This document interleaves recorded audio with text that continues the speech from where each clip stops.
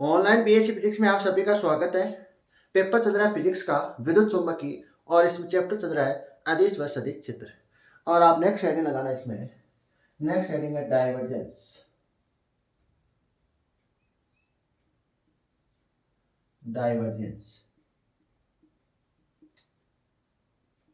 Divergence ऐसे लगाओ, सदिश क्षेत्र का डाइवर्जेंस ऐसे।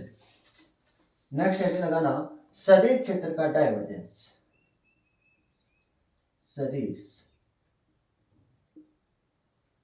क्षेत्र का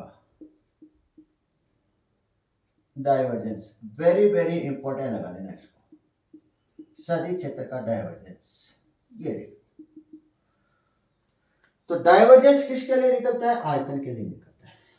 पिछली वाली क्लास में हमने क्या पढ़ा था? फ्लक्स पढ़ा था। ध्यान से देखना, पिछली वाली क्लास में हमने क्या पढ़ा था? फ्लक्स पढ़ा था। जो फ्लक्स है वो किसके लिए निकलता है? बंद पृष्ठ के लिए। बंद पृष्ठ के लिए। और इस बंद पृष्ठ में हमने क्या लिया था? अल्पांश आयतन, सॉरी अल्पांश क्षेत्रफल लिया था। क्या लिया था? अल्पांश क्षेत्रफल। बंद पृष्ठ में हमने क्या लिया था? अल्पांश क्षेत्रफल लिया था, जो ds लिया था। क्या लिया था? ds, अल्पांश क्षेत्र। अब हम क्या पढ़ रहे हैं? डाइवर्जेंस पढ़ रहे हैं। क्या पढ़ रहे हैं? डाइवर्जेंस। तो डाइवर्जेंस पढ़ रहे हैं। डाइवर्जेंस किसके लिए निकलता है? आयतन के लिए निकलता है। आयतन के लिए, आयतन के लिए निकलता है। और आयतन के लिए निकलता है तो इसके लिए हम क्या लेंगे? अल्पांश आयतन लेंगे। क्या लेंगे? अल्पांश आयतन। अल्पांश आयतन। अल्पांश आयतन को किससे लिखते हैं? dv से लिखते हैं। किससे लिखते हैं? dv से लिखते हैं। तो इसमें लिखो परिभाषा। अल्पांश आयतन की स्थिति में, अल्पांश आयतन की स्थिति में फ्लक्स, अल्पांश आयतन की स्थिति में फ्लक्स तथा अल्पांश आयतन का अनुपात, अल्पांश आयतन का, अल्पांश आयतन में कोष्ठक में लिख लेना dv का अनुपात, सदिश क्षेत्र का डाइवर्जेंस कहलाता है। किसकी स्थिति में देख रहे हैं? अल्पांश आयतन की स्थिति में देख रहे हैं। तो अल्पांश आयतन की स्थिति में फ्लक्स तथा अल्पांश आयतन का जो अनुपात है वही क्या कहलाता है? सदिश क्षेत्र का डाइवर्जेंस कहलाता है। तो डाइवर्जेंस को किससे लिखते हैं? डाइवर्जेंस को लिखते हैं dv ऑफ ए वेक्टर। मतलब डाइवर्जेंस ऑफ ए वेक्टर क्या होता है? ध्यान से देखना, ध्यान से देखना। फ्लक्स तथा अल्पांश आयतन का अनुपात, फ्लक्स तथा अल्पांश आयतन का जो अनुपात होता है वही क्या कहलाता है? डाइवर्जेंस कहलाता है। लेकिन यहाँ पर क्या आ रहा है? अल्पांश आ रहा है, तो यहाँ पर क्या लगेगी? लिमिट लगेगी। क्या लगेगी? लिमिट। तो dv क्या है? लगभग 0 के आसपास है। अल्पांश ले रहे हैं मतलब बहुत छोटा मान ले रहे हैं, तो ये मान। और ध्यान से देखना आगे फ्लक्स की परिभाषा से, फ्लक्स की परिभाषा से, फ्लक्स की पिछली वाली क्लास में हमने पढ़ी थी फ्लक्स की परिभाषा से, फ्लक्स की परिभाषा से। तो फ्लक्स की जो परिभाषा है वो क्या कहती है? फ्लक्स 5 से लिखते हैं, ये होती है, यहां पर लिखना सदिश क्षेत्र और अल्पांश क्षेत्र का अदिश गुणनफल का रेखीय समाकलन का वन पृष्ठ का रेखीय समाकलन कर दिया तो हमारे पास क्या आ जाता है? फ्लक्स आ जाता है। ये हमने पिछली वाली क्लास में पढ़ लिया। तो ये मान हम कहां पुट कर दें? यहां पर पुट कर दें। तो हमारे पास क्या आएगा? Divergence of A vector, divergence of A vector, divergence of A vector limit dv और फाई के स्थान पर ये मान रखते हैं। तो फाई बंद पृष्ठ के लिए समाकलन है और सदिश क्षेत्र ए है।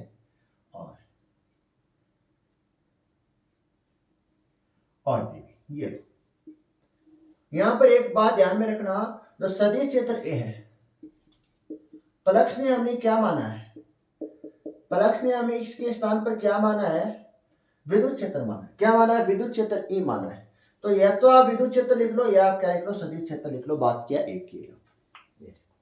ये क्या होगी? इसकी परिभाषा कंप्लीट होती है। आप इसको आप क्या दे देना? समीकरण नंबर ए दे देना। इसको आप क्या दे देना? समीकरण नंबर ए दे देना। इसके बाद नेक्स्ट आइडिया लगाना इसमें, इसके बाद नेक्स्ट आइडिया लगाना इसी में ही, डाइवर्जेंस का भौतिकी अर्थ। डाइवर्जेंस का भौतिकी अर्थ,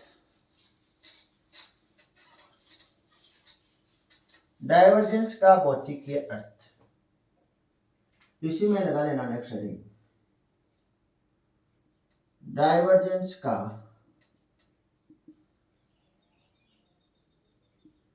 भौतिकीय अर्थ।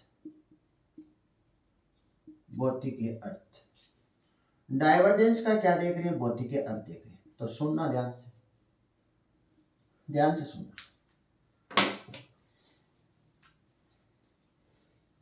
पॉइंट नंबर फर्स्ट क्या है?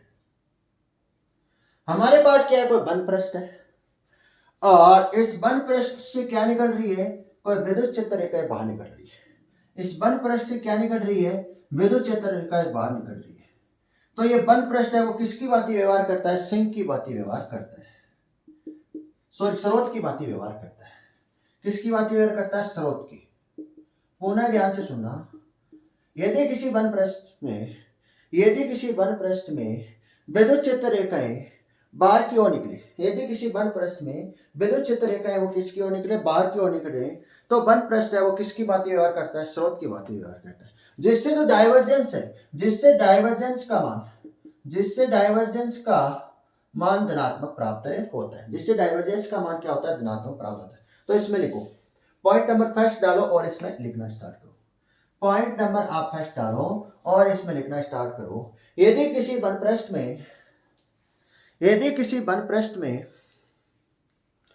विद्युत क्षेत्र रेखाएं, यदि किसी बंद पृष्ठ में विद्युत क्षेत्र रेखाएं बाहर की ओर निकले, यदि किसी बंद पृष्ठ में विद्युत क्षेत्र रेखाएं बाहर की ओर हो या बाहर की ओर निकले, ऐसे लिखो। यदि किसी विद्युत, यदि किसी बंद पृष्ठ में, यदि किसी बंद पृष्ठ में विद्युत क्षेत्र रेखाएं बाहर की ओर हो तो, बाहर की ओर हो तो बंद पृष्ठ, तो बंद पृष्ठ स्रोत की भांति व्यवहार करता है। तो बंद पृष्ठ स्रोत की भांति व्यवहार करता है, जिससे डाइवर्जेंस का मान धनात्मक प्राप्त होता है, जिससे डाइवर्जेंस का मान धनात्मक प्राप्त होता है।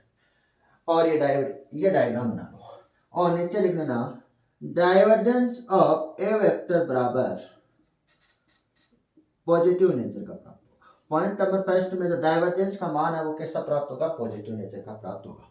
इसके बाद लिखना point number second. Point number second,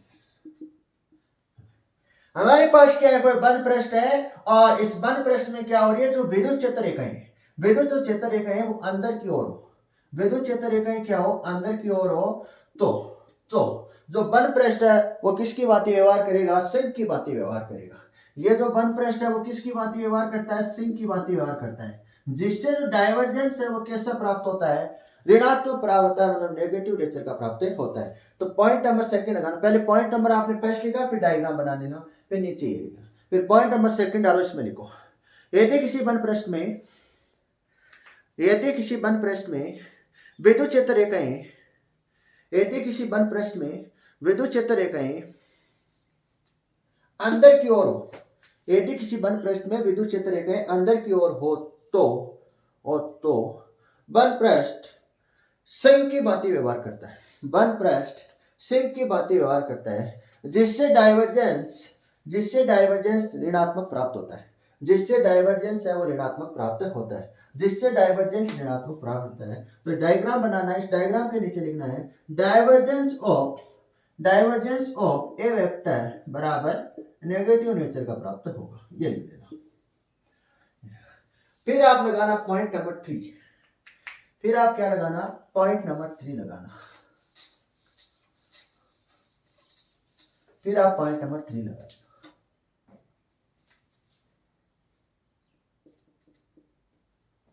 point number 3 है, हमारे पास क्या है, कोई वन पृष्ठ है और इस वन पृष्ठ में क्या जा रही है, कोई विद्युत क्षेत्र रेखाएं बाहर अंदर की ओर जा रही है। इस वन पृष्ठ में क्या जा रही है, विद्युत क्षेत्र रेखाएं अंदर की ओर जा रही है। जितनी विद्युत क्षेत्र रेखाएं अंदर की ओर जा रही है उतनी विद्युत क्षेत्र रेखाएं क्या निकल रही है, बाहर निकल रही है। तो ये वन पृष्ठ है न तो किसकी भांति व्यवहार कर रहा है, स्रोत की भांति व्यवहार कर रहा है, और नहीं है जो वन पृष्ठ है वो सिंक की भांति व्यवहार कर रहा है। तो यहाँ पर जो डाइवर्जेंस है उसका मान कैसा प्राप्त होगा, शून्य प्राप्त होगा। कैसा प्राप्त होगा, शून्य प्राप्त होगा। ध्यान से देखना, इस वन पृष्ठ में क्या जा रही है, विद्युत क्षेत्र रेखाएं अंदर जा रही है। अंदर जा रही है उतनी क्या निकल रही है, बाहर निकल रही है। जिससे जिससे क्या होगा, ये जो वन पृष्ठ है ये वन पृष्ठ न तो स्रोत की भांति व्यवहार करता है और न ही किसकी भांति व्यवहार करता है, सिंक की भांति व्यवहार करता है। तो इस जिससे डाइवर्जेंस का जो मान है वो कैसा प्राप्त होता है, शून्य प्राप्त होता है। तो इसमें लिखना प्रारंभ करो आप, पॉइंट नंबर 3 लगा लेना और इसमें लिखना प्रारंभ करो। यदि किसी वन पृष्ठ में जितनी विद्युत क्षेत्र रेखाएं अंदर की ओर हो, जितनी विद्युत क्षेत्र रेखाएं अंदर की ओर हो उतनी उतनी विद्युत क्षेत्र रेखाएं बाहर की ओर हो, उतनी विद्युत क्षेत्र रेखाएं बाहर की ओर हो तो वन पृष्ठ न तो सिंक की भांति व्यवहार करता है, और न ही स्रोत की भांति व्यवहार करता है। जिससे डाइवर्जेंस का मान शून्य प्राप्त होता है। पुनः ध्यान से सुनना, यदि किसी वन पृष्ठ में विद्युत क्षेत्र रेखाएं अंदर की ओर हो, यदि किसी वन पृष्ठ में जितनी विद्युत क्षेत्र रेखाएं अंदर की ओर हो उतनी विद्युत क्षेत्र रेखाएं बाहर की ओर हो तो वन पृष्ठ न तो सिंक की भांति व्यवहार करता है और न ही स्रोत की भांति व्यवहार करता है, जिससे डाइवर्जेंस का मान शून्य प्राप्त होता है। तो इस डायग्राम के नीचे लिख लेना, डाइवर्जेंस ऑफ ए वेक्टर बराबर शून्य। ये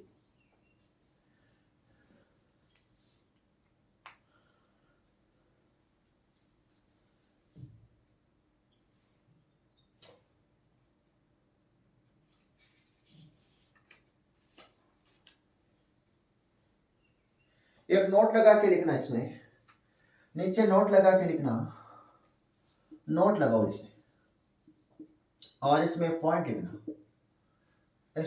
लिखना, ऐसे सदिश क्षेत्र जिनके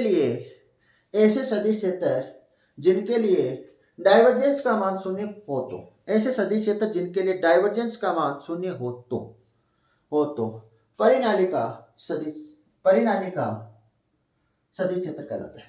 परिनालिका सदिश क्षेत्र कहलाता है।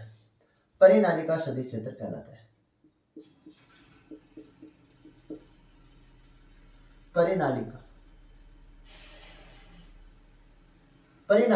ऐसे लिखो, परिनालिकीय सदिश क्षेत्र कहलाता है। परिनालिकीय सदिश क्षेत्र कहलाता है। परिनालिकीय सदिश क्षेत्र कहलाता है।